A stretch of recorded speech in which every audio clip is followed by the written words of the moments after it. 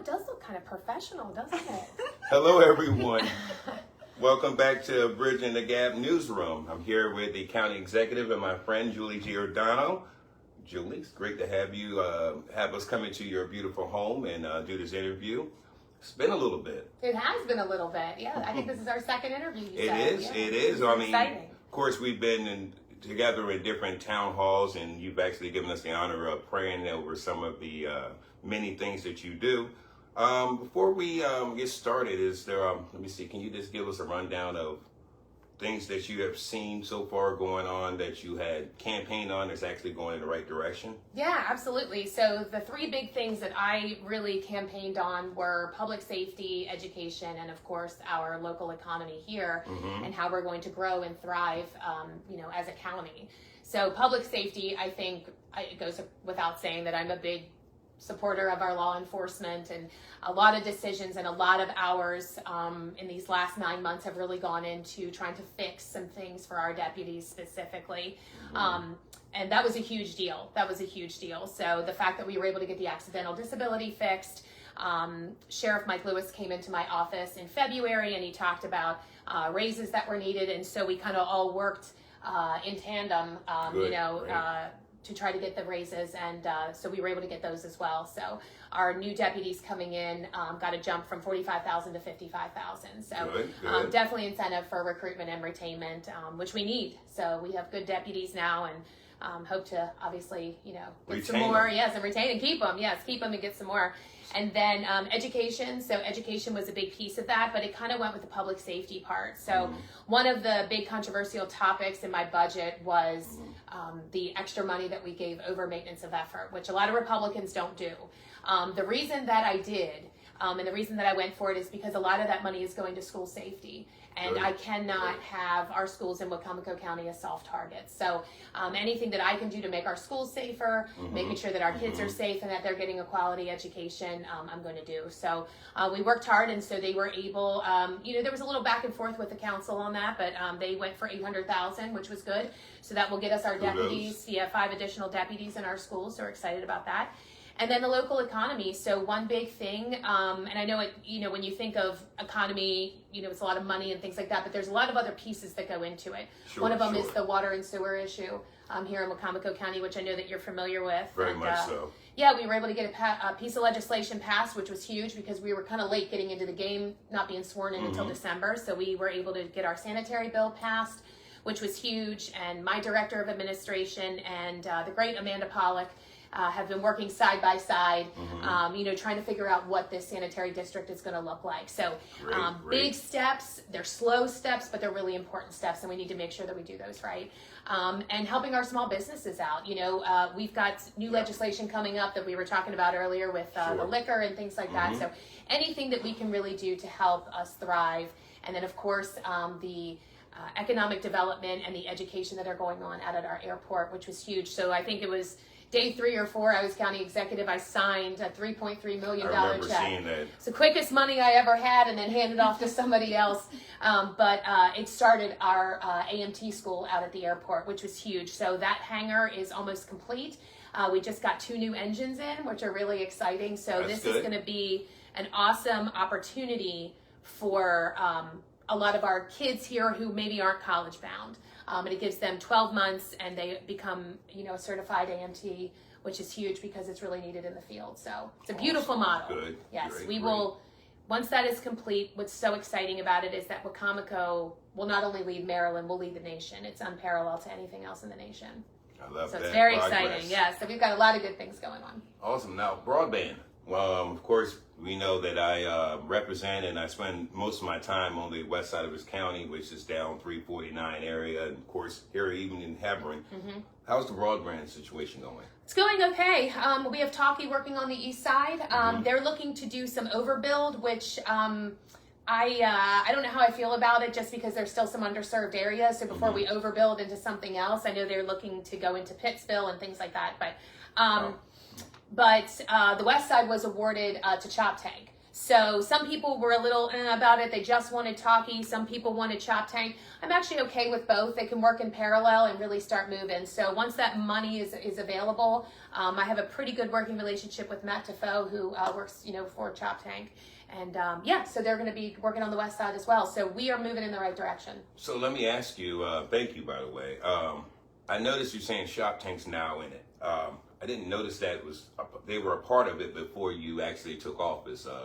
Did you have anything to do with that? Right, so that is true. So they actually opened up the west side with a new RFP. So and Shop Tank ended up winning the bid. Actually, I should say winning the grant for that. So they were able to kind of take that area. So I don't necessarily know if it was me, so to speak, but I'm actually okay with it. I think Talkie, they're great guys. They're doing a great job. We have Simple Fiber kind of going in the middle, like where Salisbury is, so definitely overbuild, and that's Brett Davis. And then we've got Chop Tank out on the west side. So people are not only getting, the underserved are getting served, but also we're giving some people, other people options as well, which is nice. Awesome. Now, I'm going to be straight up with how I felt about the Talkie situation, and I spoke with the council president back when they first started talking Talkie. Yeah. I wasn't quite sure, and not to say that the East Side did not need broadband, but you being a teacher, knowing, especially the Bennett teacher, you knew that the kids down there on the west side of the county didn't have any internet. I wasn't sure why the initial monies that came in for broadband went to that area first. Yeah, I'm not really sure. I wasn't in office at that point in time with the actual stipulation of how that went. But yes, they were awarded that area. So, and that's where they decided to start. So still a needed area, but yes, but the west side is being served right now. So, or getting, that they're working towards serving the west side. Okay, and while we were on the west side, talking about the west side, since you've been in office, you've held to exactly what you said you're going to do. You're going to be there with the people. Thank you for every time that we've arranged or a town hall or something out there, you've been there. And how do you feel with your interacting with the people of the county? I'm not talking about the council. How do you feel that's been going, your approval rating? Yeah, I feel pretty confident in it. I mean, you always are going to have people that think that you could do this better or you could do this differently. But I don't think anybody really could say she promised to do this and didn't follow through with that. And I think that that's what's so important is that when you make promises to people, you need to follow through with them. And getting out in the community and making our municipal leaders and community members feel a part of the government was a goal of mine. And I think that they see that, I try to make myself available to anybody. They can send me messages on Facebook. I try to get the right department heads, on it. And so, we've been working very hard, to work through some of those issues, but communication was lacking. Being just being there, being present was lacking. And so I feel very confident in that. And we're actually going to be kind of making another run around at the municipal town meetings. We're still working on getting a group of individuals together to represent the west side. I still feel like they're very underrepresented, especially down Nanticoke Road. So we want to make sure to give them a voice and give them that platform. Yeah. And so, we just did a town hall on the east side. We've done town halls on the west side. We're looking to go kind of north and south and then kind of bring it back to the west side. So we're just going to continue to keep moving around the county. I like bringing my department heads or leaders in specific departments with me. Yes, you do. Because I think it's important for people to know them and know their face and know that these are the people that are there that are leading this part of this department, and you have access to them as well. So as a matter of fact, thank you. The first ones you brought down to the West Side Community Center, was planning and zoning. Then you brought the Parks and Rec, which kind of spilled over till we found there was issues down there that only the Department of Natural Resources could handle. Again, I'm not going to get too much in detail, but there's still issues down there that I think DNR needs to get involved with. What would you say to the people down there who are having problems with the waterways? I mean, there's boats being docked where they shouldn't be docked, but we can't figure out if it's a park situation. DNR saying it's a park situation. Park saying it's a DNR. What should we do with that kind of situation? Well, I think just keeping that open communication. I know, Steve Miller has gone down there. His team has gone down there. And I know that we're in constant communication with the state. So if there are things that are still not being addressed, let us know. DP&L was a huge issue, the lighting and things like that down there. I know that the lights have been out for a long time down there.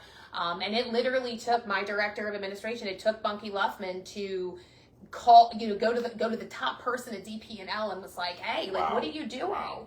And all of a sudden then the people underneath were like, whoa, why are you going to my boss? What are you doing? And it's like, well, look, we've put in these requests. And so I think that they kind of know, like, you need to make sure that you're servicing your area. So I think everything is lit from what I've understood down there. I know as I know of. Yeah, yeah. So I think that was taken care of. But, it's just that open communication. And, we can't be everywhere all the time. So we want citizens. Don't ever think that you're bothering us or, that we don't want to hear from you. We do, because you are our eyes and ears in the county a lot of times. And so I think it's important to reach out to us. So now, speaking of departments, we all know there's something in the water, if you will, going on about the elephant in the room. Yeah, the elephant in the room. What's up with these departments? This argument with charter. I think it's the Department of Public Works and their deputy director, and the other one would be in your administration. Right. What's the difficulties there? What is the council not agreeing with you? So, I think that there's so much that has happened with this, but to break it down very simply, there are two individuals that the council does not feel are an appropriate fit for those positions. My administration and myself tend to disagree with them. So it's very simple. But both are two different situations. So if we can divide it up, that would be okay. Absolutely, please. So for the assistant director of administration, this is where we are. So I needed an assistant director of administration. I had an idea for the role, and I wanted to kind of revamp it a little bit. The council absolutely shot that down, which was okay. It was fine. In the charter it says it needs to be an assistant director, and these are the things that they need to do, which was fine. So I then put out a advertisement, for people to apply for the job, and I had 19 applicants, and I interviewed 11. They were people from all different backgrounds, male, female, black, white, Muslim. I mean, we had so many different individuals that brought so many different skills, which was great. Awesome, everything from agriculture to healthcare to the public sector to the private sector to nonprofit. I mean, we had a lot of people. And the person that really outshined everybody was Matt Leitzel. Okay. And so we told him, hey, we want to offer you this job, but it is an appointment confirmation process. And he understood that. It's a government is like that a lot. And so we submitted Matt Leitzel's name to the council on April 4th. They met him in a closed session on April, and I can't remember if it was 16th or 18th. I think it was the 18th. They met him on April 18th in a closed session. This process, once I submitted his name, the process that came after that was completely dictated by the council, more so the council president. They want to meet the person. They want to have a closed session where they talk to them, get to know them, ask them any questions, and then they move and they do a vote. So they met Matt. I thought he did an amazing job. Matt he was a teacher for 5 years, so he has a bachelor's degree in education. Okay. He then decided that he wanted to serve the community and became a police officer and worked his way all the way through and became the captain of his police department, one of the captains. 23 years of government experience, worked in human resources, policy making, budgeting, all these different things. And he's getting his master's right now in organizational psychology. Okay. And what that will allow him to do is come into organizations and help them, and actually any organization to kind of help them get it together. Sure. So I was like, man, this is a perfect fit. Like, I think that he's great, and he brings a piece of knowledge that Bunky and I don't have.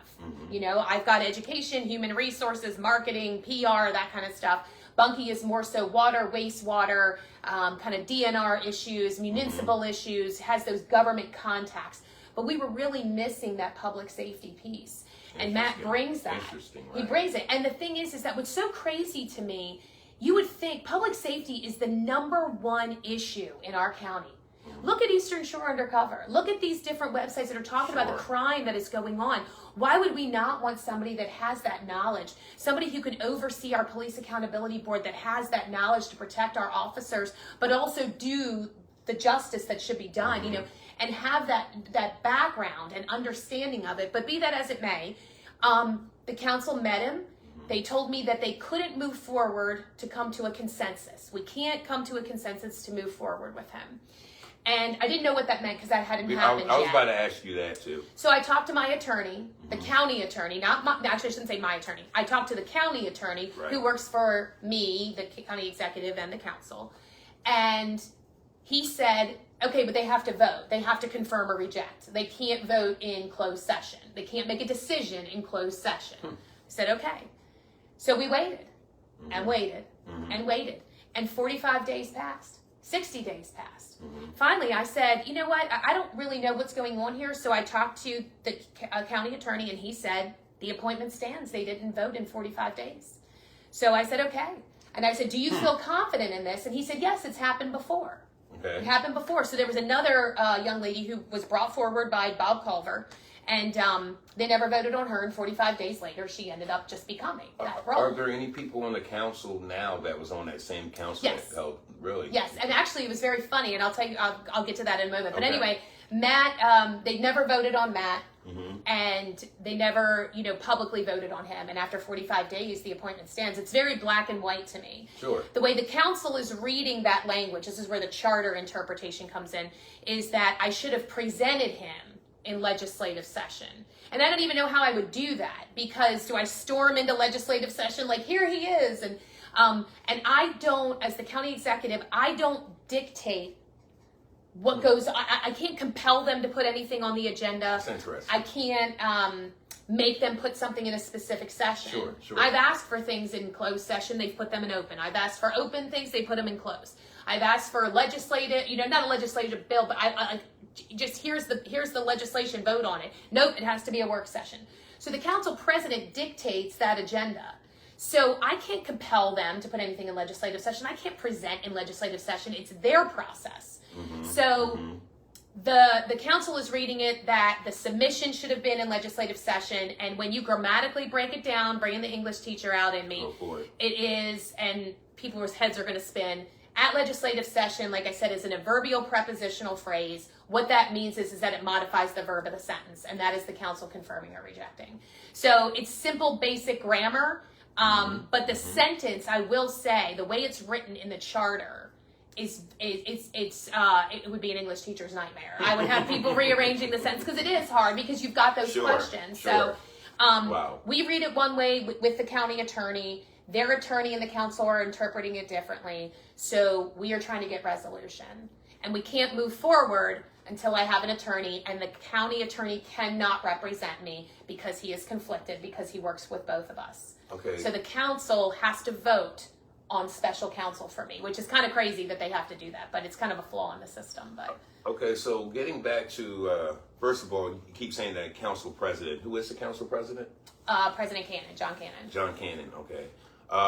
Was he on the council when they had this hold up before with another executive? Yes, and what's very interesting is if you go back and read those minutes, Bob only submitted the legislation. Like, he only submitted the resolution.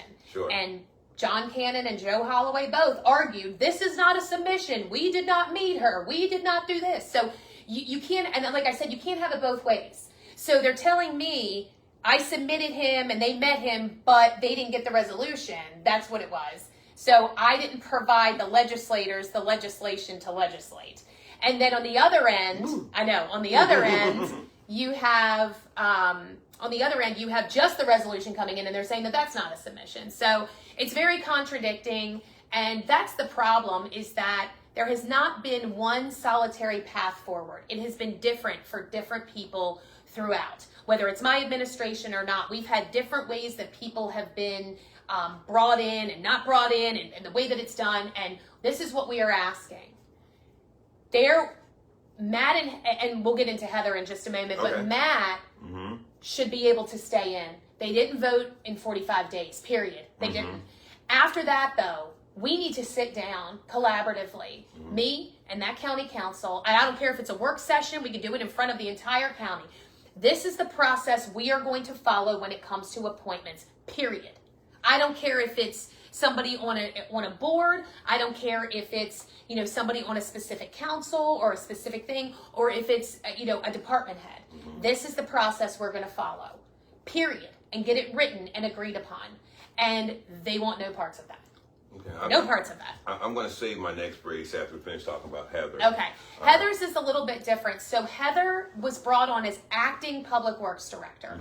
In the acting public works director role, after 90 days, she does have to go back in front of the council, and they can decide to continue it, or they can, you know, say, hey, no, we're not going to do it. Based on qualification, based on a lot of different things. Job performance in there? It could be job performance. There really isn't a say. Yeah, there really isn't guidelines as to what would make them continue her acting role or not. But in this case, they did the same thing. We can't come to a consensus.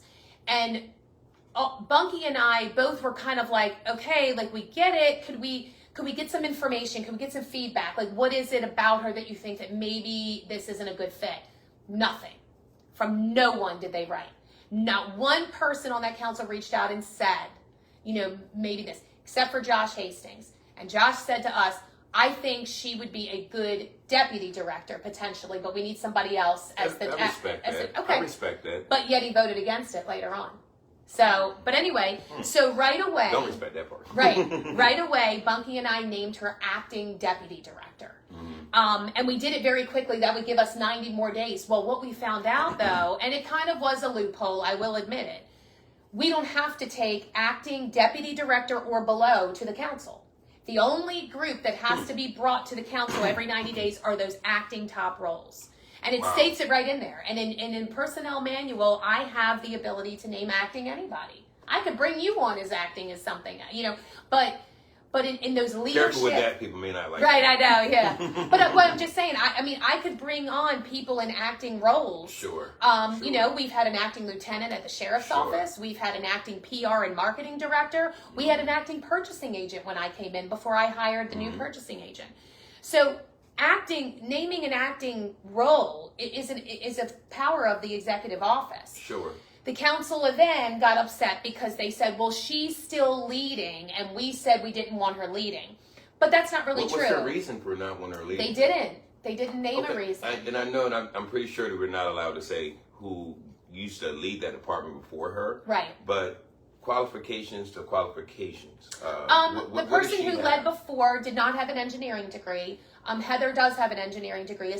She's been an engineer for 16 years. But be that as it may, you know, Bunky and Wayne Strasberg, who actually used to work for a couple previous administrations, his institutional knowledge has been very helpful. They actually collaboratively are really the director of public works right now. So they are oversighting everything.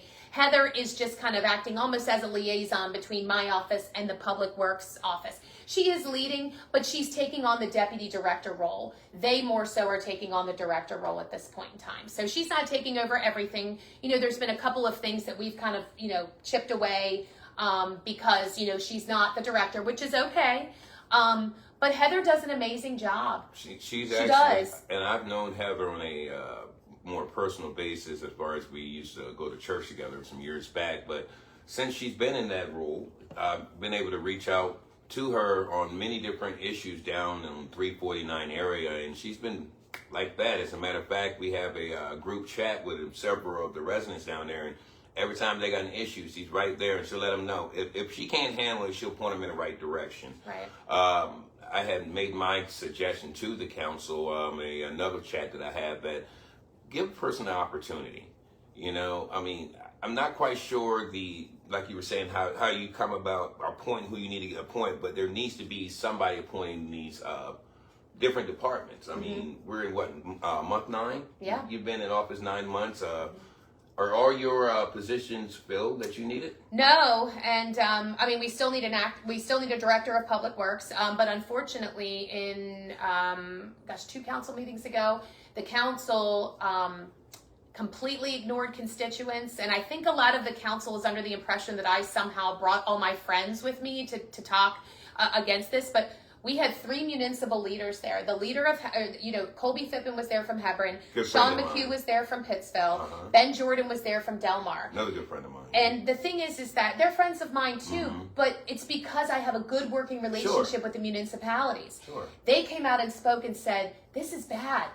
My residents do not want this. So we're talking 3 out of the 8 municipalities were there. Andy Kitzrow was there. He didn't speak, but he was in the back for Salisbury because he's concerned because we're doing this water. What does Andy do? Andy is the city administrator. So he's there for Salisbury. So you're saying that actually there's kind of communication between the city and the county? Yeah, now? we have a really good working relationship. Dear Andy and diary.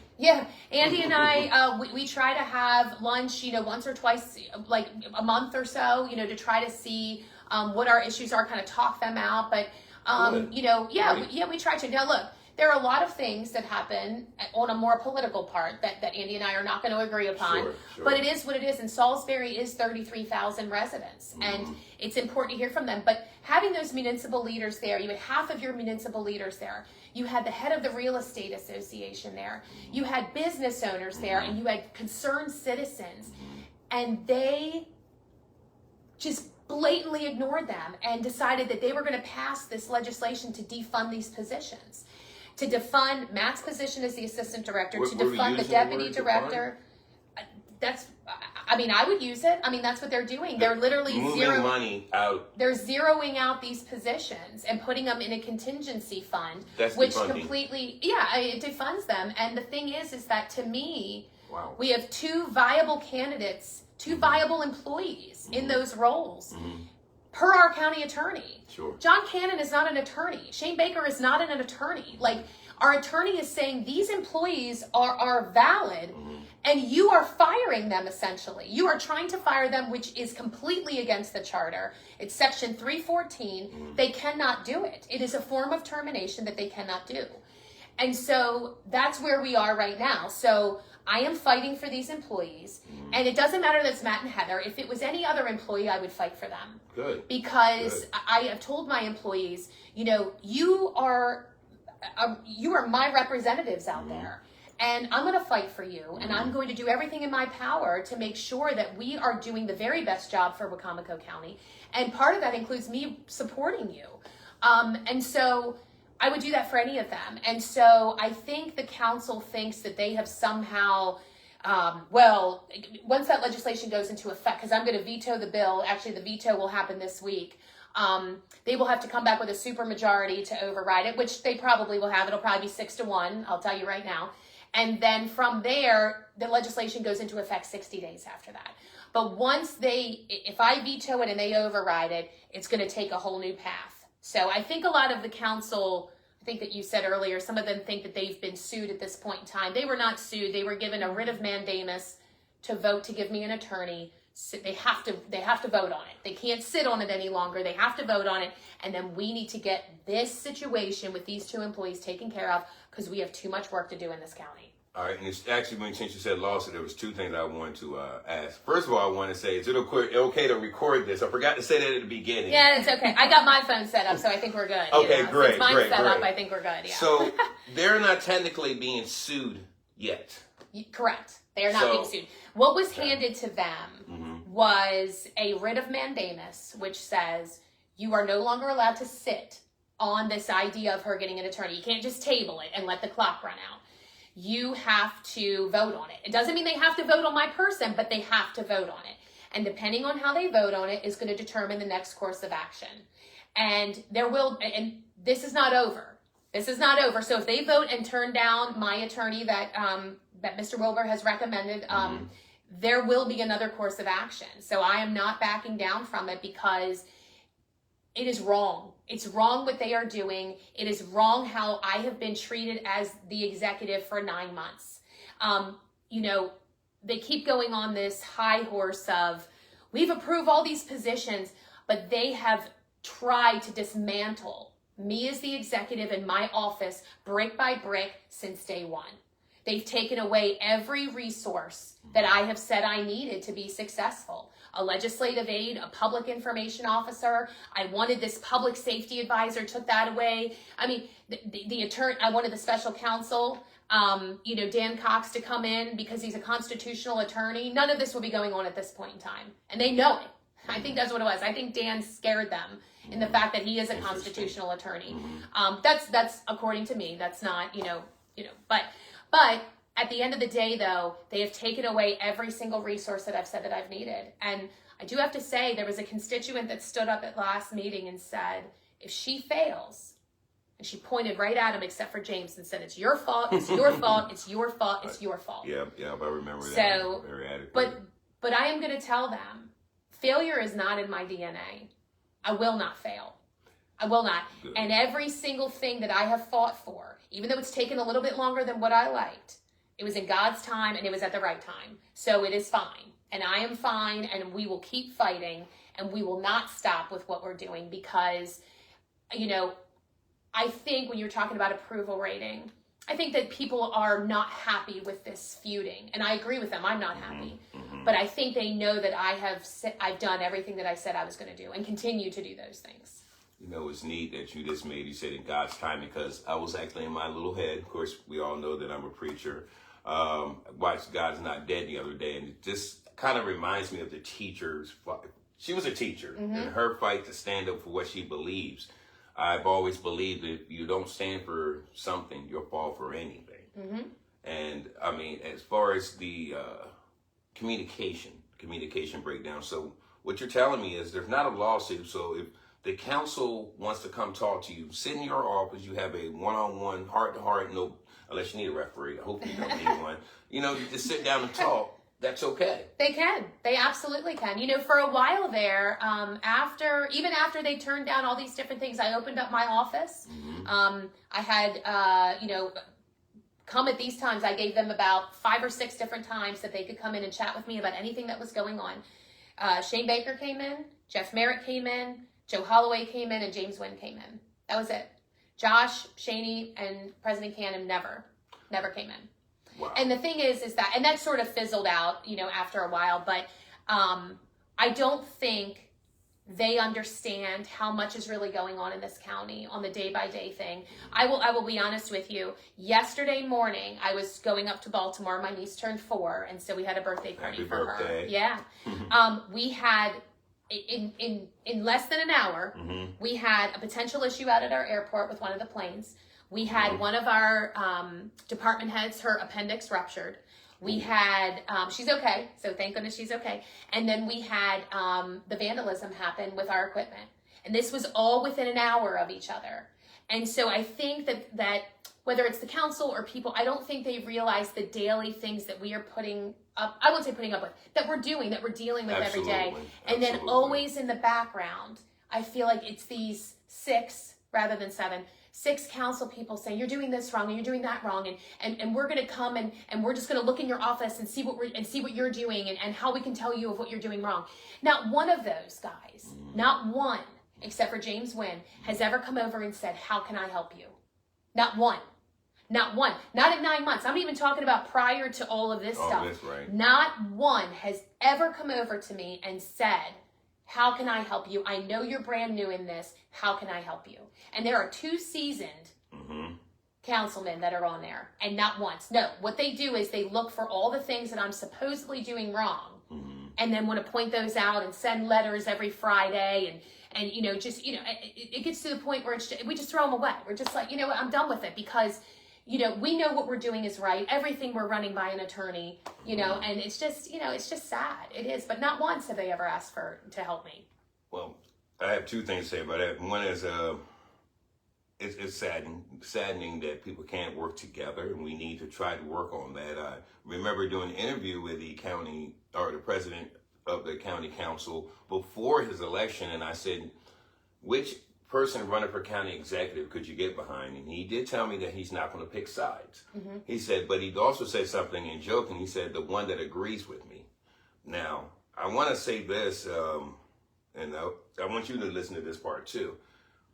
We have to get together to talk, and I'm talking about all together. We have to put no political agendas, not saying you have one or they do, nothing else. Just sit down and talk on these issues, because there are several council seats which are supposed to represent different areas. The only one I see that you're talking to is James Nguyen, and it's not because that's why you want to. Now, on your point, I would hope that you are trying to reach out to them, but on their point, they've got to also reach out to you. Mm-hmm. You know, I don't think that, and I also have said this to those council members that I have in that chat, I would hate to see this get national. Mm-hmm. And we shouldn't have to have this go national because, you know, it don't have to come to lawsuit. It is all about doing what everyone was elected to do. Mm-hmm. And that was to serve, not lead, serve the people, mm-hmm. you know? I don't want to ramble on here, so we're going to go to the next part here. Oh, I know you have questions. I forgot that we kind of got off base here. No, that was phenomenal. I mean, we have an amen section they can't see off camera back there. But so I think, did we answer what are the importance of those departments? We did, didn't we? Well, I think, for those departments that they defunded, I mean, Public Works is huge. Mm-hmm. I mean, it is a huge undertaking. And what was so frustrating is that we had somebody who was interested. They applied or sent us their resume, and as soon as they defunded the position, they pulled out from it. And that was what was really sad. And that was when you had to meet with right afterwards. I think you said, y'all could be interviewing with somebody. We were right. I had said it. Yep, and he decided to withdraw, which was really sad because at this point, you know, it is such a vital piece because it's so large. They oversee roads, they oversee solid waste, which is our landfill. They oversee engineering, and now they're going to be oversighting the sanitary district. And so, and that whole idea of sanitary. Those are very important places. They're all important. I mean, I'm just being honest with you. I'm traveling the back roads. Some of them are they're a lot better in the last mm-hmm. couple of years than they have been. But that landfill, we've got them. I mean, it's like Mount Trashmore from Nanny Cook Road. It is.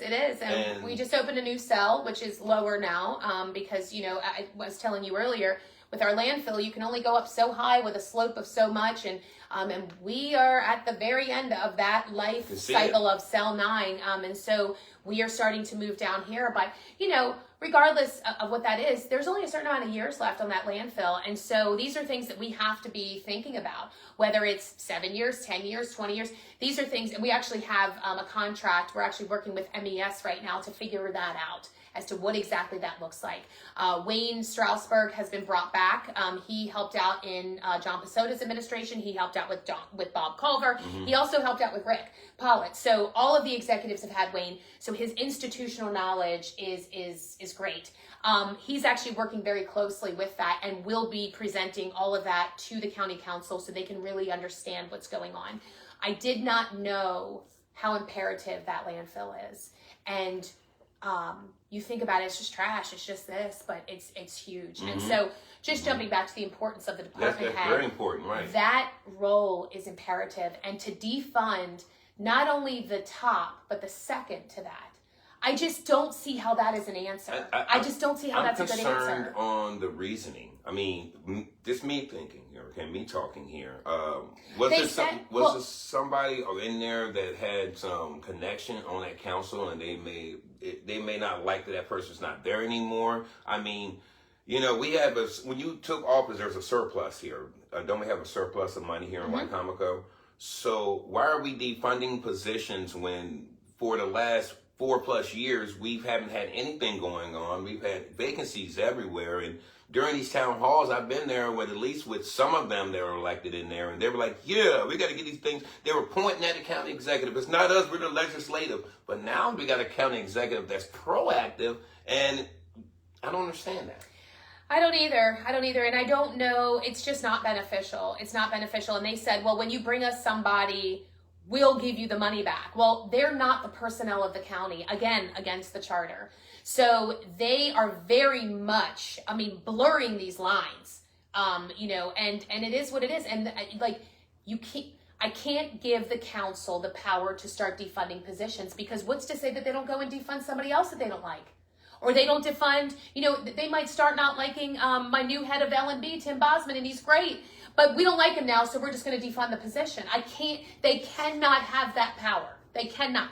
Absolutely cannot. Because whether there is a separation of powers, there's this argument or whatever, there is a set of things that the executive does, and there is a set thing that the legislature does. Defunding positions is not one of them.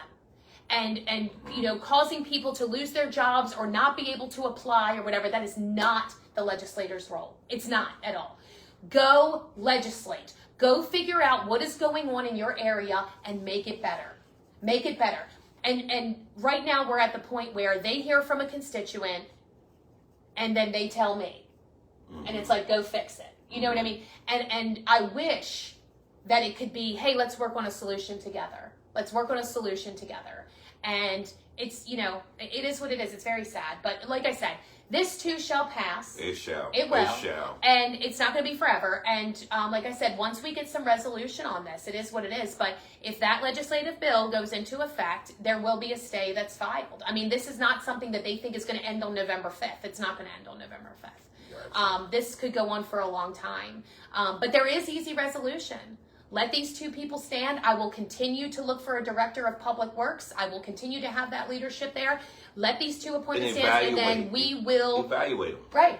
I mean, now. But it's not even their job to evaluate. It's mine. One last thing I would encourage you is be careful with PAC campaigning, because I know during the election season you went out there, you put the footwork in everywhere. Mm-hmm. You were everywhere, but there were people that would hang around you, and now they've never voted with you. I mean, I even remember going out to the tents, and people who weren't even with the group that you were with would always slide their information in, and yet they would say that they stand alone. But now that they're elected, they're showing that they don't like this executive form of government. I would love to see the stats on who voted for having the executive form here at Wycomico, who didn't. Because it was close to almost 70-30. I think it was like 65-30, or 65-30. So the council voted on it, right? So the way that it worked was they took it to referendum. So they got the signature. They did a straw poll. Okay. Yeah, they did a straw poll. The majority of people wanted to have an executive, and the reason they wanted an executive is because they wanted to hold somebody accountable. The people wanted to hold somebody accountable, and as the executive, you are accountable to the people. It passed, and since then there have been 2 council members that have thrown a fit about it, and they have tried to sabotage every single executive. And I am sorry. And those are 2 that's on there now. Yes, and I'm sorry they got the wrong one this time. And I hate to say it like that, but they did. They got the wrong one this time. And not to be sassy about it, but the thing is that I am so grateful, and forget me just being in this role, because we're going to have the executive form of government for a long time. I am so grateful we have the executive form of government, because I'm going to tell you, based on especially what happened 2 meetings ago, where you had constituents out there saying, this is not a good idea. The people of Del Mar don't support this. The people of Hebron don't support this. We don't support this. And they blatantly ignored them. They ignored them. And the thing is that they didn't table it. They didn't try to make an adjustment to it. They already had it set in their mind, and it didn't matter who went up and spoke. And that cannot be the people who run this county. You can't have an ulterior motive. You can't have tunnel vision as to what you're going to do. When you have people coming to you, and I don't care if they get along with me or voted for me, the people who in that audience who voted for me voted for them. So you can't sit there and say, those are their constituents. It's not just my friends, they're their constituents. And the thing is that you can't blatantly ignore the people. No. And then say, but we need to run everything. No, you ignore your constituents. You ignore people. You don't listen. You don't listen. What should have happened that day with those people, either it should have been tabled. I'm not saying get rid of it. Table it and discuss it. Or they should have at least, because most of the people there were not even fighting for Matt and Heather. If they listened, they were fighting for that director of public works position. They should have pulled that and then voted on the other 2. But they didn't even do that. So the thing is that my people that were there were not there fighting for Heather and Matt. They were there fighting for that position of director of public works, and they blatantly ignored that too. So it just goes to show that it wasn't about my people. It was about, this is a bad decision for Wicomico County, and that council ignored them. They ignored leaders in this community. They ignored the real estate agents. And the thing is, based on what has happened, the council needs to be very cautious, because there is no support from the police. None. They've lost that. And I'm not talking about I'm not talking about sheriff and his command staff and whatever else. They need the council, and I'm not speaking for them. Right. But that rank and file, they've had enough. Wow. Because of what happened with that accidental disability. They've lost them. They've now lost the confidence of real estate agents. They've lost the confidence of business owners. They've lost the confidence of municipal leaders. I mean, you're running out of stakeholders here. The thing is that you have to set that personal agenda aside right now and do this for the people of Wacomico County. Well, going into 9 months, almost a year, we're talking about accountability. We're talking about what we're using taxpayers' money for. What has been passed? That's my concern. I mean, I know I got up there that same night and I was talking about DAF tanks having been addressed. I mean, there's bigger things. My last question for you is, in your second year, past all this, what do you want to see happen in Wacomico? What do you want to go forward with and be successful? Well, and it's actually funny. So we're right at the beginning stages of figuring out legislation if it needs to go forward to Annapolis. I know that the liquor situation here with only having county-run liquor stores is going to change. That is going to change, and we're not sure what that's going to look like just yet. We the Greater Salisbury and the Chamber of Commerce have put together a task force with a lot of different stakeholders. I've only attended one of those meetings. I kind of have let them sort of work some things out. Okay. They're going to be doing a presentation to me, and to the county council with their findings and what they think should be moved forward, which is good because that's the community and that's being a part of it. So I hope to see obviously something along those lines to make it a little bit easier for our business owners. Like I had told you before, we're working on to get more representation down on the west side. Please, I want a not a Chamber of Commerce, because it doesn't have to be that, but I want a west side group. I want somebody representing Whitehaven, Wetipquin, Nanticoke, just down that way. Outside of Jeff Merritt, our Council 2 representative. Well, I think in that defense, and I would even say this if it was Nicole, who was the council woman before him, District 2 is a large area. It is a large area, and there are some very dense parts of it, and there are some very not dense parts of it, and it's a very large area between houses, and so there are a lot of different issues.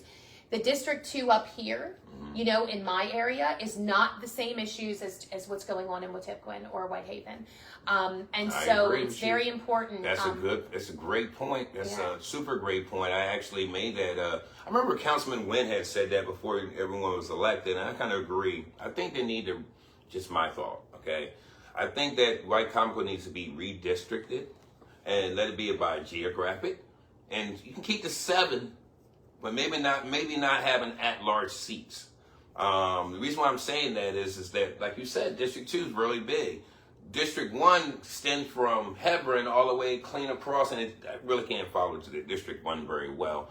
But I think that it's very important that the people hear from their representation. If your district, like James Wynn, I'm not singing anybody's praises, because if you're there, I'm going to say you're there. Jeff Merritt, you're there. At those meetings that we had on the west side, and I thank you. But James Wynn, you're at large, and you're literally at those meetings as well. I haven't seen my other at large representation. Now, those that are not in, like maybe District 3 and all those, what happens when that council affects us also? So if you can make it out to some of the things, look, if you can make it down there for oyster fry, you can make it down there for town hall meetings, and you've been really, really good with that. And like I said before, you just keep doing what you're doing, and don't worry about the extra stuff. You know what I mean? I really, on the minister side, before I close out here, I feel really honored. Keisha and I work with you when it comes to ministry, and not all the time do I say things you like, but I've seen you grow so much in that, continue to. Sometimes holding our peace is the hardest thing to do, but it's the most powerful weapon. But there are times that you got to speak. Yeah, there are times. And just one other thing that we are working on, James Wynn had really started this, especially on the campaign trail. He was so adamant about the recruitment and retainment of firemen. Absolutely. Yeah, please. we were at all the firehouses and talking to all of the different firemen. And so one thing that we had talked about was a property tax credit. And then it kind of went off a little bit, and then we had a work session not too long ago. Shane Baker had actually brought C.K. Twilley in, so it does seem to be a collaborative effort on all of our parts, and I think it's something, and I think it's a good thing, because it is something that we all agree on, and it is something that we all can like work on together, because it's going to take all pieces for that to be successful. And so we are working on that as well. So you brought it up. I wasn't going to close on that, but we're talking about fire. Now, there are some city residents that have to pay $300 more because of fire. They didn't do the fire tax. They raised taxes 5%.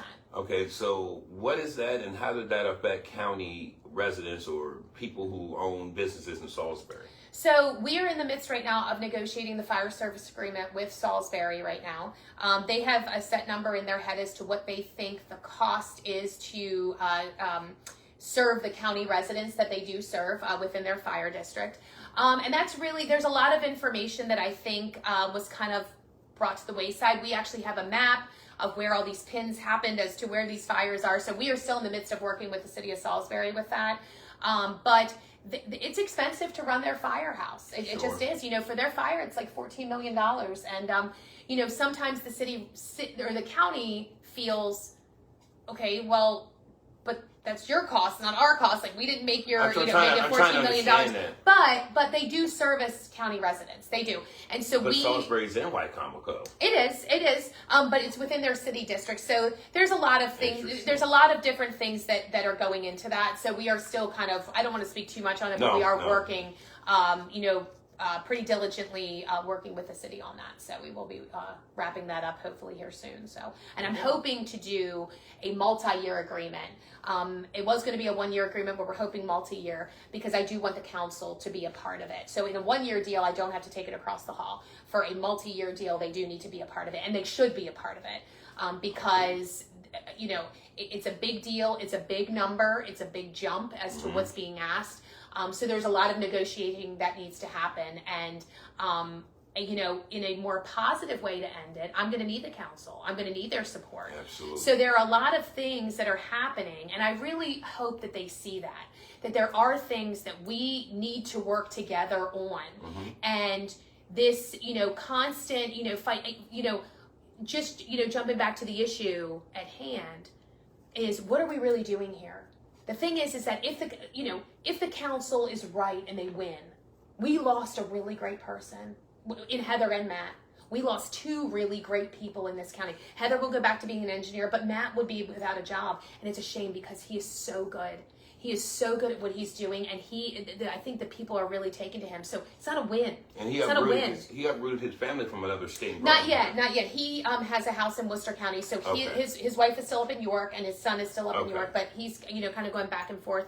But he was worth it because he's that good, and it would be such a shame. And I really think if the council got to know him as a person, I think, and to see what he's capable of doing, I think that they would see that it was a really good move for Wycomico County.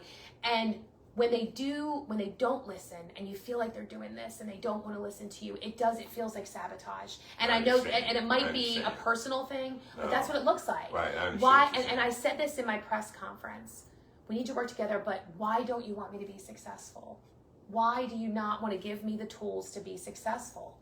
I want them to be successful. Sure. I haven't taken anything from them. Not that I really can, but I wouldn't. Sure. You need those things to be successful. And I would, you know, for example, if I had the power to take away the county the council administrator, Ms. Hurley, like if I had that ability, I never would though, because she's a source to them.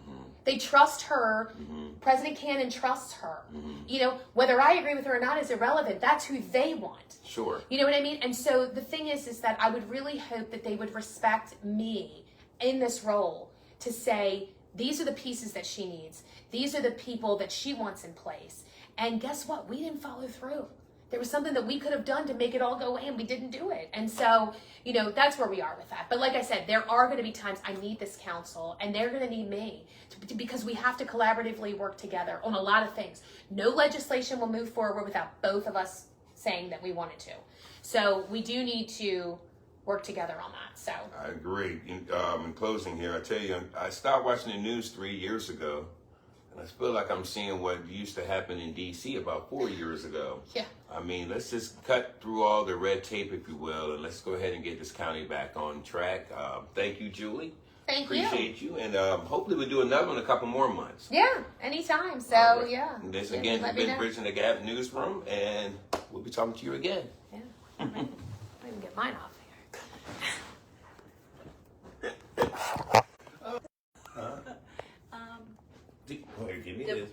No, you. I think I'm still like recording. I am. I have to hit finish. Hi. We're still doing it. Hey. Bye, guys. Thank you.